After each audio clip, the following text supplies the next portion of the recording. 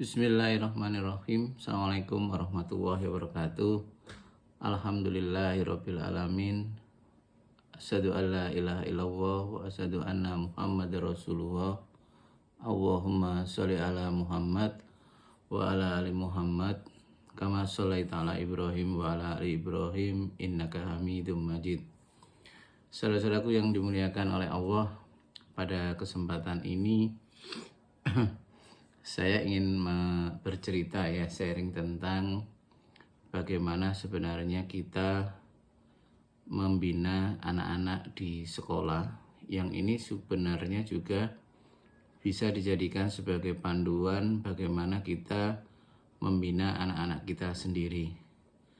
Ada satu hal yang mungkin ini menurut saya yang mencoba mengkaji di bidang karakter, bahwa di dalam sistem pendidikan kita saat ini, khususnya saat ini, itu nilai-nilai karakter itu sangat susah untuk dimunculkan, baik oleh guru apalagi oleh siswa.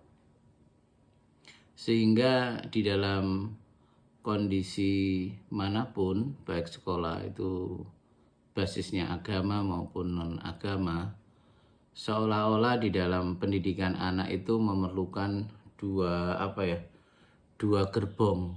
Satu gerbong di sekolah, satu khusus untuk membina karakternya atau agamanya, Nah, dua sisi itu menjadikan waktu yang dibutuhkan oleh orang tua untuk menjadikan anak ini maksimal, maupun anak itu waktu anak itu sendiri itu menjadi terlalu banyak waktu yang digunakan untuk hal-hal yang formalitas, artinya formalitas di sini itu yakni pendidikan.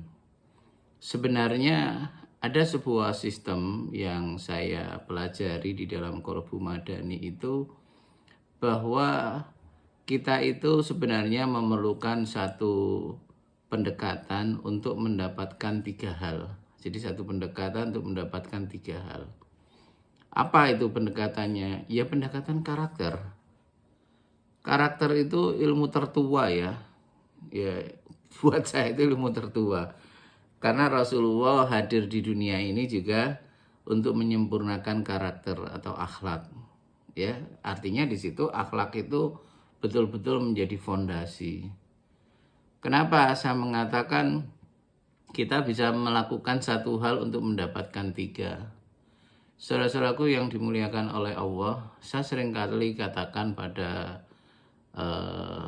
pembinaan di sekolah-sekolah tertentu di Jakarta maupun di Batam. Jadi di situ saya mengatakan bahwa yang sering kita salah kaprah di dalam membina anak itu adalah kita tidak tahu memposisikan sekolah itu posisi di mana. Begitu juga posisi anak dan orang tua itu seperti apa. Kalau kita itu tidak berhasil memberikan positioning antara sekolah, murid sama guru, orang tua, maka di sini terjadi overlapping nanti. Satu contoh kenyataan di mana banyak sekali lagi orang tua, apalagi orang tua yang dilalah banyak kelebihan uang dan lain sebagainya, seolah-olah menyerahkan total semua hal yang menyangkut anaknya itu kepada sekolah. Begitu juga orang-orang yang middle maupun low itu juga sama, tidak urusan anaknya itu, yang penting tak sekolah dan menuntut pada sekolah untuk menghasilkan hasil yang maksimal. Nah, di sini sebenarnya tingkat kesulitan daripada seorang pendidik maupun orang tua di dalam membuat anak kita, di dalam memproses anak anak itu menjadi maksimal. Karena apa? Sekali lagi, karena kita kurang tepat di dalam meletakkan positioning kita. Nah, satu hal yang perlu dilakukan ya kalau menurut saya, yang selama ini saya bina dan ini juga saya uji coba di dalam klinik saya. Ya, kebetulan di klinik saya itu banyak pasien-pasien yang gangguan konsentrasi ya, yang susah sama orang tua, yang apa ya, yang tidak mau belajar dan lain sebagainya. Itu banyak sekali, termasuk apa ya, jadi cuek sama orang tua, terus emosional sama orang tua, nggak mau keluar ya, antisosial dan lain sebagainya. Ternyata ada satu hal yang saya pahami, bahwa kebetulan saya sendiri sebagai seorang medis, jadi saya sendiri melihat bahwa yang harus dipahami oleh seorang guru itu adalah, pertama, bahwa anak itu merupakan hasil konsepsi antara orang tuanya ya, bapak dan ibunya. Nah, konsepsi ini yang harus difahami oleh seorang guru dan memahamkan orang tua bahwa anak ini merupakan hasil perpaduan dari kedua orang tuanya. Kalau anak ini perempuan, itu hampir 70% mensifati sifat bapaknya. Ya, kalau perempuan mensifati 70% bapaknya. Kalau laki, ya hampir 70% ke ibunya. Walaupun belum tentu 70% itu nampak semua, ya belum tentu. Artinya di sini bisa aja terkalahkan yang muncul saat ini tuh di 30%-nya. Ya, untuk membahas itu nanti lebih lanjut ya. Namun di sini yang harus difahami bahwa kondisi anak, sekali lagi kondisi anak yang harus difahamkan ke orang tua, dan ini juga harus difahami guru-guru, ini merupakan cermin dari orang tuanya. Sekali lagi, anak itu buat saya cermin raport dari orang tuanya. Jadi kalau kita itu mau menginginkan anak ini baik, maka kita harus melibatkan orang tua itu di dalam pembinaan atau proses dia untuk berkualitas. Tidak bisa. Ya memang di dalam teori psikologi saat ini bahwa kondisi anak ini ya, apabila kita mau mengupgrade anak ini, seolah-olah kita itu hanya fokus ke anak. Padahal anak itu kalau kita lihat satu contoh ya, apalagi anak TK, anak SD, itu sinau nggak sinau nggak ngerti. Manfaatnya apa sih belajar itu, sinau itu? Manfaatnya apa? Dia harus patuh dan lain sebagainya. Dia tidak mengerti. Ya, makanya di situ sebenarnya Allah itu tidak membebani sebuah keadaan anak, masa depan anak ini kepada anak yang baru proses ini tadi. Karena apa? Dia tidak tahu. Lah siapa yang tahu? Ya orang tuanya dong. Ya, orang tuanya. Jadi sekali lagi, anak ini rapot cermin daripada orang tuanya. Makanya saya seringkali mengatakan ke pasien bahwa seringkali pasien itu datang kepada saya itu kadang-kadang kaget dengan anaknya. Dok, anak saya kok gini, kok gitu ya. Padahal saya itu tidak seperti itu. Wah, mosok tak bilang. Iya dok, saya itu dulu itu marah itu nggak seperti itu. Tapi anak saya itu marahnya plus banting dan lain sebagainya. Saya bilang, nah kalau itu bukan anak ibu sama anak bapak, berarti anaknya sopo bu? Ojo-ojo ambil tonggoe. Ya, tapi ya ini kelakar ya, guyon ya. Di situ dia tersadarkan. Karena apa? Sebenarnya ini memang dari mereka berdua. Saya katakan bu, ibu menganggap ini bukan anak ibu. Satu contoh aja gini bu. Pada saat ibu, anggap aja ibu sama bapak nikah di usia 25 tahun. Dengan kondisi emosional, anggap aja emosionalnya ibu itu kalau dibuat level dari 0 sampai 100 ya, itu 100 itu paling mentok. levelnya ibu 75 di usia 25 tahun. Ya. Belum lagi ditambahi bapak. Ya. Bapak di usia 25 tahun levelnya 60 misalkan. 75 plus 60. Jika Allah ini mentautkan dua karakter ini, misalkan sama-sama emosionalnya itu diturunkan ya kepada janin, maka pada saat janin itu usia 0 hari itu sudah membawa beban 70 plus 60. Ya. Makanya di situ anak-anak kita, ya, anak yang terlahir itu lebih ekstrim daripada orang tuanya. Karena apa? Ya itu tadi. Ya. Di usia 25 tahun aja yang harusnya orang itu tersadarkan untuk tidak emosi, dia masih emosi. Tanpa sadar waktu kumpul Allah mengizinkan itu terjadi pembuahan.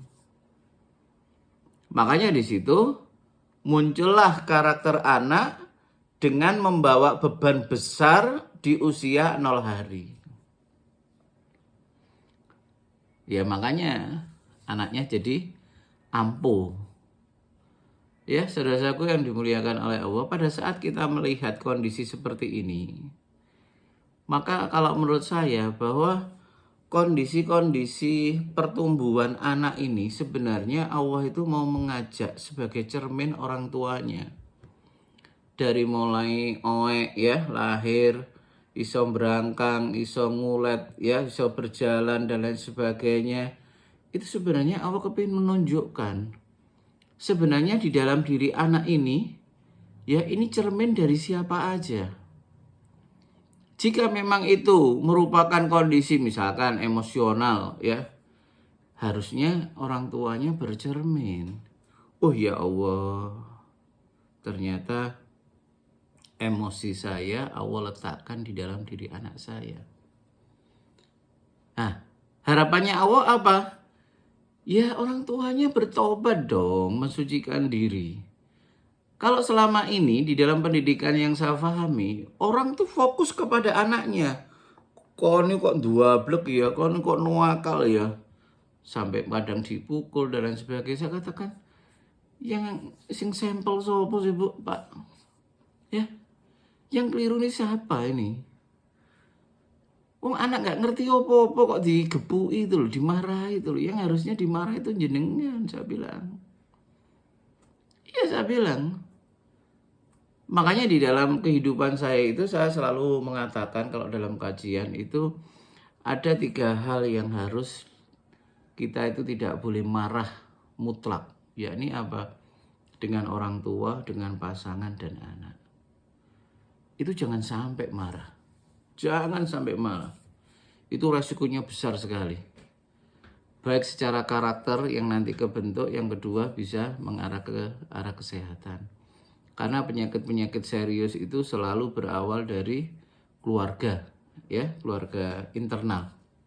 Saya lanjutkan lagi ya. Jadi pada saat kita itu memahami anak kita dalam kondisi kita anggap ada yang khilaf, maka di situ sebenarnya Allah itu ingin menarik perhatian, ya, ingin menarik perhatian.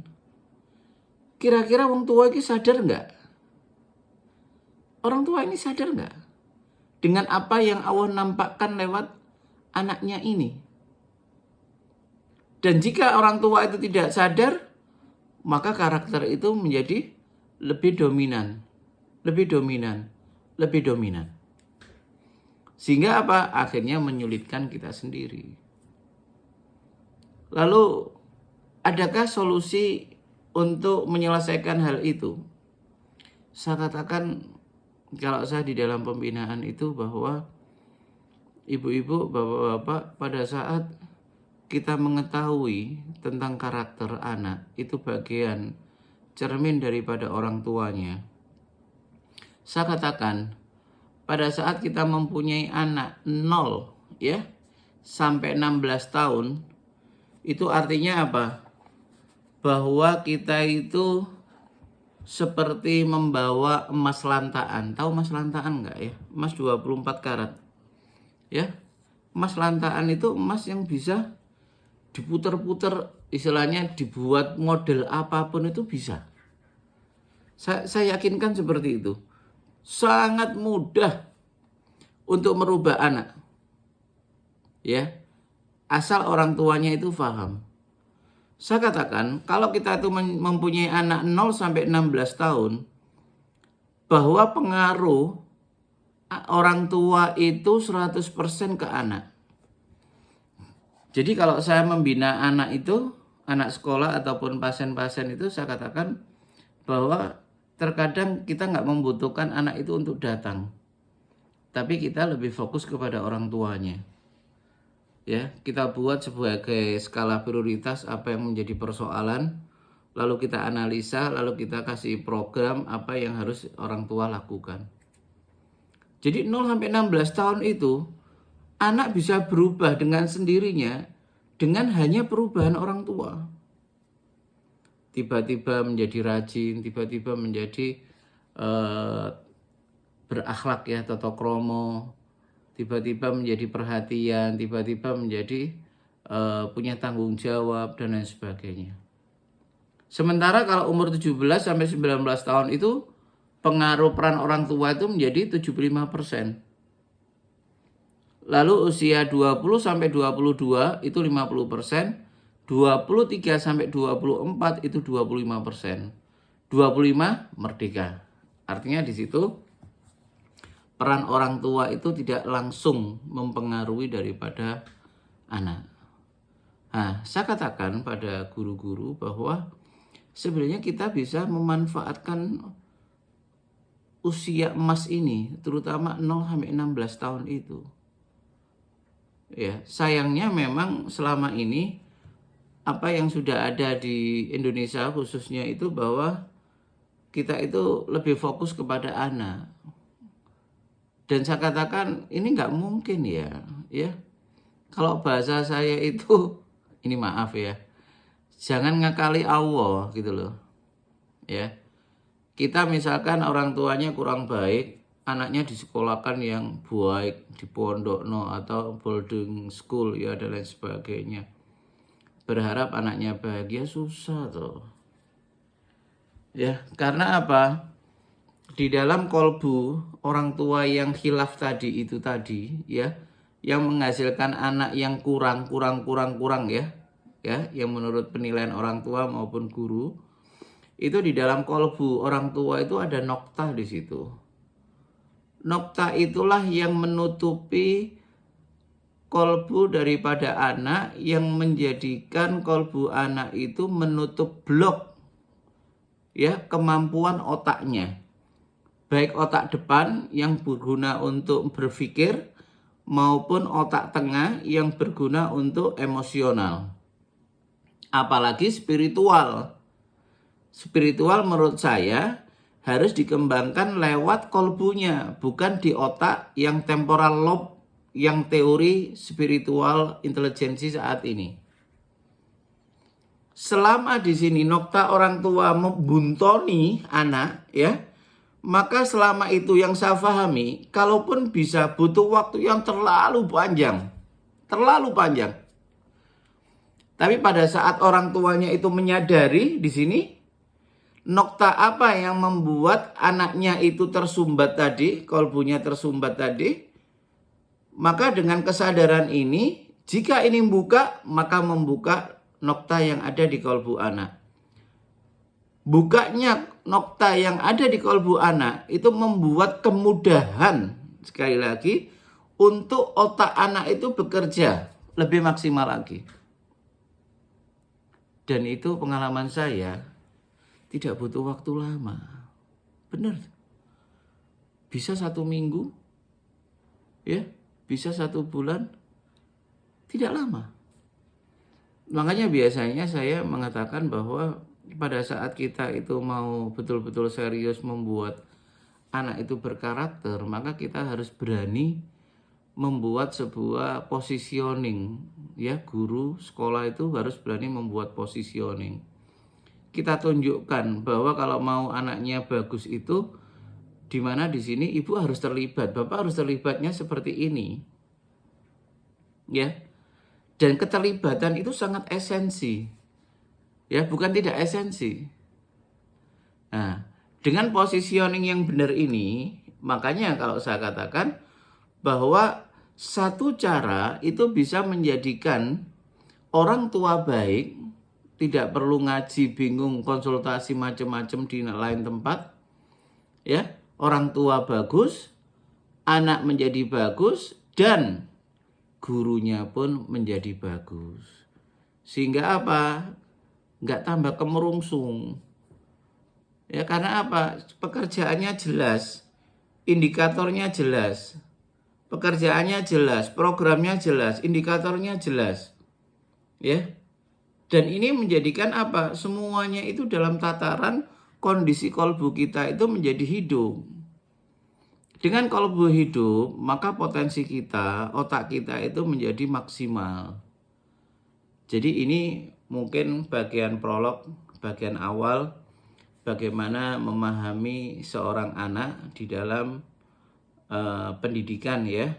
Sehingga apa yang menjadi harapan antara orang tua, sekolah ya, dan anak itu bisa menyatu dalam satu sistem.